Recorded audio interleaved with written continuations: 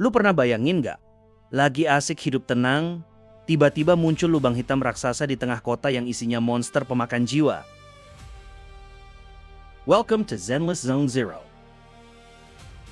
Banyak yang main cuman buat gacha waifu atau gebuk-gebukan, tapi lu tahu nggak kalau dunia Triple Z itu sebenarnya udah kiamat berkali-kali.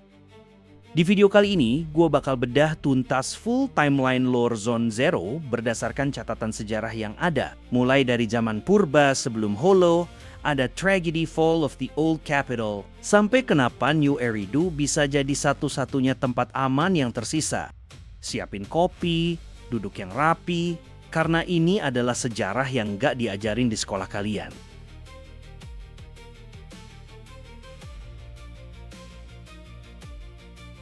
Oke, kita mundur jauh ke belakang. Lebih dari 140 tahun lalu. Di masa ini, Halo itu belum ada. Manusia hidup di era teknologi super canggih. Buktinya, lu lihat, King Yi atau Billy Kid. Mereka itu bukan robot sembarangan.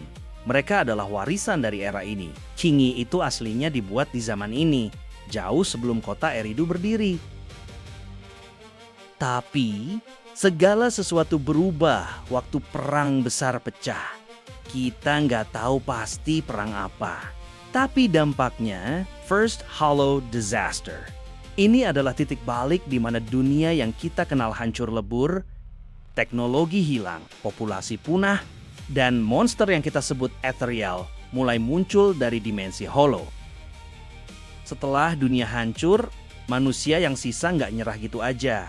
Muncullah para legenda yang disebut Seven Void Hunters. Mereka ini Avengers-nya dunia Triple Z, ada Vike, dan sampai CEO Marcel Group yang namanya Sunbringer. Mereka yang ngebuka jalan buat bangun kota baru yang namanya Eridu.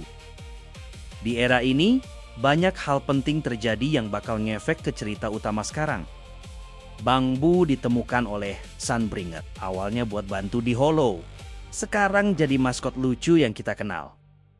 Profesor Artsy nemuin karakteristik Hollow dan bangun Helios Academy. Dan disinilah konsep proksi pertama kali muncul berkat sosok bernama Joyous.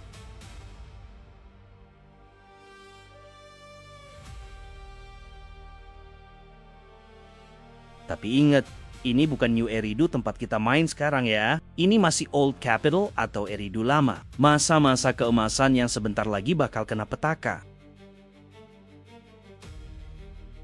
Oke, kita masuk ke part yang lebih personal. Dalam rentang 40 tahun sebelum game dimulai, banyak banget kejadian di balik layar yang ngebentuk para agent yang kita pakai sekarang. Ini bukan cuma soal sejarah kota, tapi soal nasib individu yang kejebak dalam arus waktu. Kita mulai dari Billy Kid. Lu tahu nggak kalau Billy itu sebenarnya barang rongsokan berharga? Dia ditemuin di Lost Tech Ruins oleh Apon, lalu dijual ke bapaknya, Caesar King. Disitulah dia dikasih nama dan akhirnya jadi bagian dari geng motor Sons of Khalidan. Di sisi lain, ada Arya dan unit Mirage Archer lainnya. Mereka ini AI tempur yang dikomandoi oleh Feria, AI yang ada di HDD kita sekarang. Sebelum akhirnya mereka semua dinonaktifkan dan dibuang gitu aja di dalam Hollow. Pindah ke sektor industri, Kors Blobok mendirikan Blobok Heavy Industries. Tapi, ada cerita sedih di baliknya. Sahabat Kors, orang tua dari Grace Howard, hilang dalam ekspedisi Hollow dan dianggap tewas. Akhirnya, Kors mengadopsi Grace dan membesarkannya kayak anak sendiri. Di era ini juga, tim inti Blobok kumpul, Anton Ivanov gabung, disusul Ben Bigger sebagai operator garis depan. Kors bahkan sempat pamerin proyek rahasia bernama The Prototype ke anaknya yang masih kecil, Koleda. Tapi ingat, nama The Prototype ini bakal jadi kunci kehancuran nanti. Nah, ini bagian favorit gua. Ingat Juyuan waktu dia masih kecil, dia hampir mati di dalam Hollow. Dia diselamatkan oleh seorang polisi bernama Justin Bringer yang rela ngelepas peralatan anti korupsinya demi nyelamatin warga sipil. Justin akhirnya selamat secara ajaib, yang katanya dapat keajaiban dari sekte Exceltis dan dijuluki Hollow Hero. Berkat aksi heroiknya, dia ditarik ke markas pusat public security di Janus Quarter. Nggak kalah tragis, ada Asaba Harumasa. Dia dibuang orang tuanya ke rumah sakit karena menderita Ether Aptitude Regression Syndrome. Dia dipungut sama seorang dokter yang sebenarnya lagi eksperimen obat peningkat kekuatan. Tapi sang dokter malah sayang sama Harumasa dan coba cari obat penyembuh secara diam-diam. Sayangnya, investor eksperimen itu tahu sang dokter dihilangkan ke dalam holo dan berubah jadi Monster Thracian. Sementara itu, di Tempot Lane, dua bersaudara yatim piatu, Yi Jiang dan Yi Xuan, diambil oleh High Preceptor dari Yunkui Summit untuk dilatih jadi petarung hebat. Lalu, gimana dengan kita sang proksi? Di periode ini, Wise dan Bell diambil oleh Karl Arna ke Helios Academy. Di sanalah sistem HDD dan bangku EOS diciptakan. Wise dan Bell juga dapat implan lensa kristal spesial yang bikin mereka bisa nyambung sama HDD secara sinkron. Tapi, semuanya mulai terasa aneh pas mendekati hari H. Spacebar karakter misterius mulai ngeliat pergerakan sekte bernama The Order. Dan, tepat semalam sebelum bencana besar terjadi, Kors Blobok tiba-tiba menghilang bawa kabur duit perusahaan. Banyak yang bilang dia korupsi, tapi catatan sejarah bilang dia sebenarnya lagi berusaha nyiapin the prototype buat ngehentikan sesuatu yang mengerikan di Pioneer S Memorial Plaza. Semua pion sudah ada di posisinya. Kors yang menghilang, the prototype yang misterius, dan sebuah pengorbanan yang disegel di monumen kota. Besoknya, sejarah nggak akan pernah sama lagi. Eridu lama akan runtuh, dan New Eridu akan lahir dari abunya. Apa yang sebenarnya terjadi di Pioneer S Memorial Plaza? Dan kenapa Kors dicap sebagai pengkhianat? Kita akan bahas di Part 2, The Fall of Old Capital. 11 tahun yang lalu, sejarah mencatat luka terdalam bagi umat manusia di dunia Triple C. Holo Zero mulai meluas secara masif dan cepat. Di tengah kekacauan ini, Karl Arna berhasil menyelamatkan Wise dan Bell. Bahkan, mereka sempat mengamankan EOS dan sistem HDD. Tapi, bayarannya mahal. Carol diculik oleh sekte Exceltis dan menghilang. Kehancuran ini nggak milih korban. Bahkan, ibu dari Hoshimi Miyabi harus menjadi korban pengorbanan bagi pedang Telus di tengah keputusasaan kota yang mulai runtuh. Militer Eridu Defense Force EDF dikerahkan habis-habisan.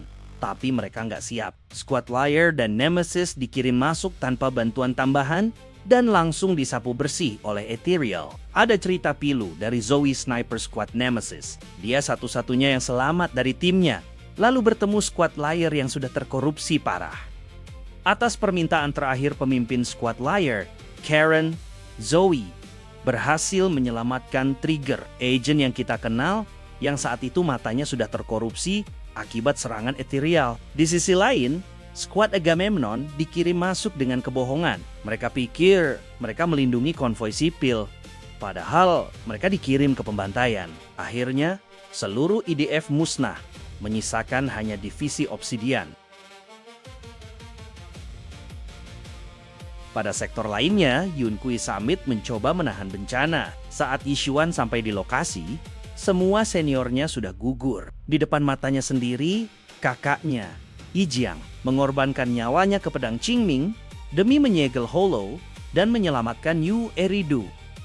Pengorbanan Yi Jiang ini juga menyelamatkan dua anggota skuad Agamemnon yang tersisa, Isolda dan Orpheus atau Magas, meski Orpheus harus hidup dengan cacat permanen. Sementara itu, bencana ini menelan pemukiman Tiger Siren. 98% populasinya tewas. Ju Fufu adalah salah satu penyintas langka yang diselamatkan oleh Mystikus Yunkui. Fun fact-nya adalah, berdasarkan arsip, Ju Fufu sebenarnya adalah murid Yi Xuan dari sebelum bencana ini terjadi.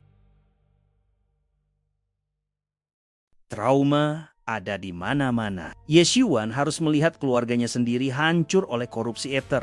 Sebelum akhirnya dia dan saudaranya diselamatkan oleh Banyu. Untuk menghentikan kehancuran total, pemerintah meledakkan Shu Pillars yang menciptakan Chasm, jurang raksasa yang kita lihat di map sekarang. Tapi di tengah debu, harapan muncul. Astraeo kecil diselamatkan di shelter dan menemukan mimpinya menjadi penyanyi setelah mendengar lagu Joran de Winter. Idari Murphy yang baru 10 tahun kabur dari fasilitas riset Darkwater dan ditemukan oleh Pompey di tepi Outer Ring. Sementara Komano Manato yang kehilangan segalanya harus luntang-lantung sampai dimanfaatkan oleh geng kriminal. Sebagai penutup part 2 dari Malam Jahanam ini, kita melihat sosok Cecilia. Setelah menyaksikan langsung kiamat kecil yang menghancurkan peradaban lama, dia menderita PTSD berat. Dia memohon untuk pensiun karena jiwanya sudah hancur. Tapi agensinya menolak. Dia dipaksa terus bertempur di dunia yang sudah tidak dia kenali lagi.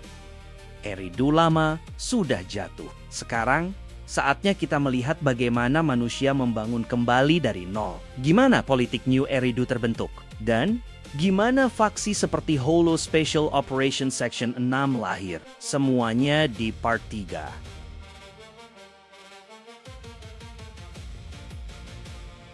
Setelah kiamat Eridu lama, dunia nggak langsung membaik. Di masa transisi ini, Arya mulai jadi voice double buat Cersei karena agensi Cecilia mencium bakatnya. Tapi, di sisi militer, segalanya jauh lebih gelap. Obsidian Division menciptakan 3 replika, Soldier 11, Anbi, dan Twiggy di bawah Silver Squad. Mereka bukan cuma tentara, mereka adalah aset.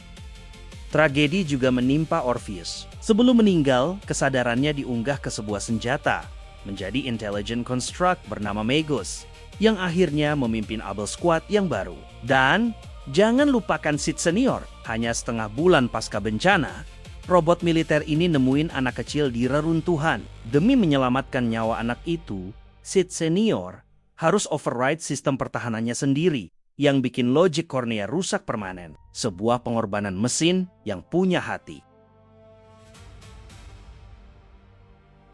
Masuk ke kisah keluarga Revlok yang sangat dark. Hugo Flat cuma pion buat bapaknya demi mancing persaingan warisan. Cuma Serena Revlok yang manusiawi ke dia. Tapi saudara-saudaranya yang lain meracuni Serena buat ngejebak Hugo.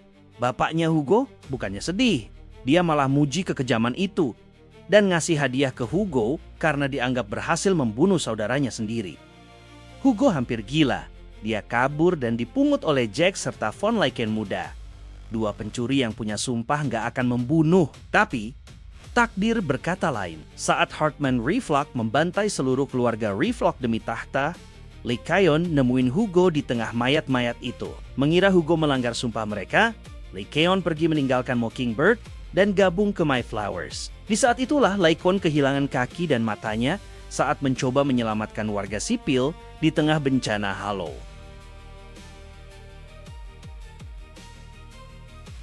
New Eridu punya sisi yang sangat busuk. Di fasilitas riset Porcelumex, co-CEO Ferox ngelakuin eksperimen kejam bernama Project New Leaf pada subjek bernama AS7 Ukinami Yuzuha. Kebenaran ini terbongkar saat Lionel Simefield nyoba nyelamatin Yuzuha, tapi malah ditembak mati. Kematiannya dipalsukan jadi kecelakaan mobil.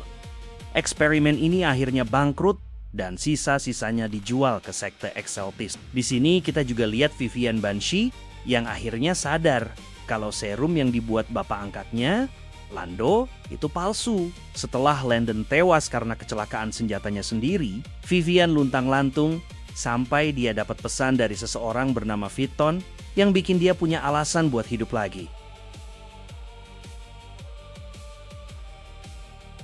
Ini adalah bagian paling emosional. Silver Squad dapat misi bunuh diri buat ngurangin biaya dengan cara membunuh semua replika kecuali 1. Anbi terpilih buat bertahan. Tapi saat dia diperintah buat membunuh Soldier 11, Anbi nggak sanggup. Demi nyelamatin saudaranya, Anbi menggorok lehernya sendiri dan tubuhnya dibuang di reruntuhan Eridu lama. Takdir mempertemukan Anbi yang sekarat dengan Nicole Demara. Nicole memungutnya, ngasih nama belakang Demara, dan bareng-bareng mereka ngebangun Gentle House alias Cunning Hairs. Tak lama setelah itu, Billy Kid cabut dari Sons of Calidan dan gabung bareng mereka. The trio is complete. 8-3 tahun lalu, Wise dan Bell bersumpah jadi proksi buat nyari tahu kebenaran di balik jatuhnya Eridu lama. Mereka pindah ke Sixth Street buka toko kaset Random Play, dan mulai dikenal sebagai Vuitton T. Sissy Lane. Miyabi mendapatkan gelar Void Hunter setelah beraksi di Argos Hollow dan ngebentuk Section 6 bareng Yanagi dan Harumasa. Di Blowbox, Koleda yang udah dewasa ambil alih perusahaan dan ngangkat Ben Bigger jadi direktur keuangan. Sementara itu, Juyuan makin bersinar di kepolisian bareng Chingy dan Seth. Semuanya menuju satu titik. New Eridu dibangun di atas darah, eksperimen manusia, dan pengorbanan yang gak tercatat di buku sejarah. Dari replika yang dibuang, anak yatim yang dikhianati, sampai proksi yang mencari kebenaran. Sekarang pertanyaannya, setelah tahu sejarah ini, kalian melihat New Eridu sebagai surga terakhir atau apa di dunia Triple Z? Makasih udah dengerin narasi panjang ini. Like kalau lu suka dengan konten kayak gini, subscribe kalau lu mau Lore Zenless Zone Zero lainnya. See you in the next investigation.